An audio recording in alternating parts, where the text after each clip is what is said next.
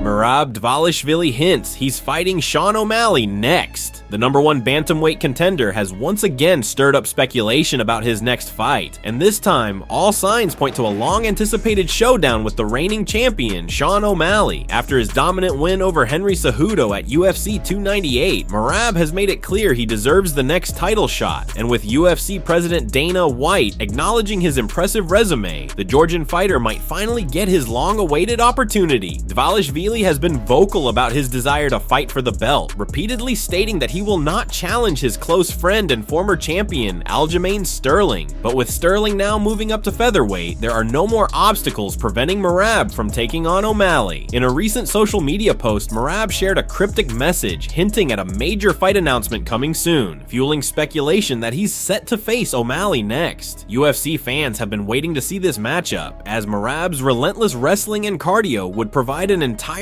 different challenge for the flashy knockout artist O'Malley. O'Malley, who won the title by defeating Aljamain Sterling via TKO at UFC 292, has been confident in his abilities but has yet to officially announce his next opponent. While there were talks of a potential rematch with Marlon Chito Vera, who handed him his only professional loss, it seems that Merab's dominant streak and #1 contender status make him the rightful challenger. Dvalishvili is currently on a 10-fight win streak, with victories over former champions like Petr Yan and Jose Aldo, proving he's more than ready for the biggest fight of his career.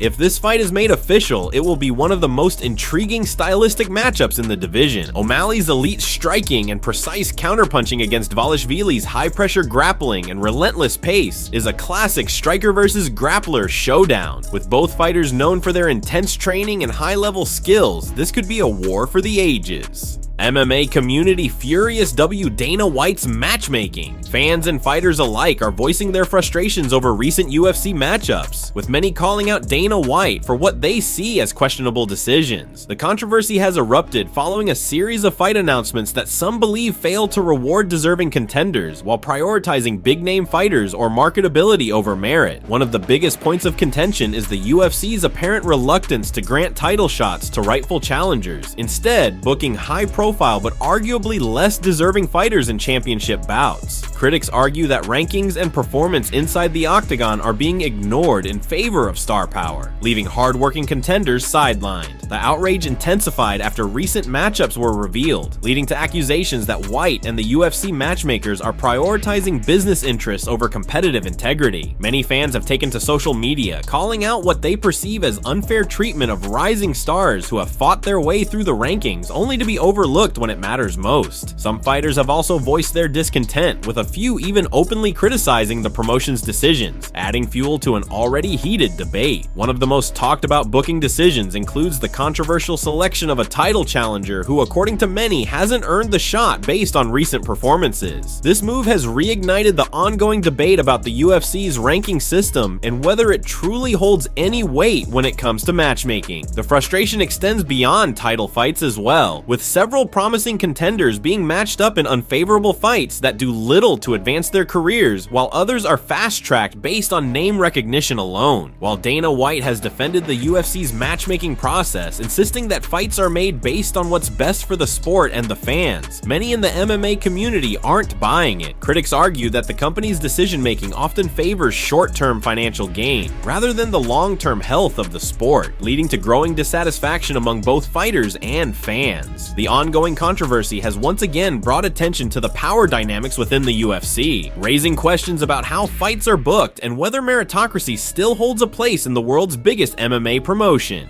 Henry Cejudo retiring was one of the worst decisions in MMA history? The former two-division UFC champion walked away from the sport in 2020 at the peak of his career, leaving fans and analysts questioning what could have been. Cejudo, an Olympic gold medalist and UFC champion in both the flyweight and bantamweight divisions, had just secured dominant wins over some of the best fighters in the world, including Demetrius Johnson, TJ Dillashaw, Marlon Moraes, and Dominic Cruz. His unexpected retirement not only left a void in the bantamweight division, but also robbed him of a chance to build a legacy that could have rivaled the greatest fighters of all time. At just 33 years old, Cejudo was still in his prime, possessing elite skills, a high high fight IQ, and an ever-improving striking game that complemented his world-class wrestling. Had he continued competing, he could have further cemented his dominance by defending his bantamweight belt against rising contenders like Petr Yan, Aljamain Sterling, and Sean O'Malley. Instead, his decision to step away opened the door for new champions, but it also left a sense of unfinished business. Fighters like Yan and Sterling went on to claim the bantamweight title, but fans were left wondering how they would have fared against a still active Triple C. Adding to the controversy, Cejudo's return in 2023 against Aljamain Sterling did not go as planned. After 3 years of inactivity, he struggled to regain his championship form, losing a competitive but decisive fight via split decision. The layoff seemed to have affected his timing, endurance, and ability to adapt to the evolving competition.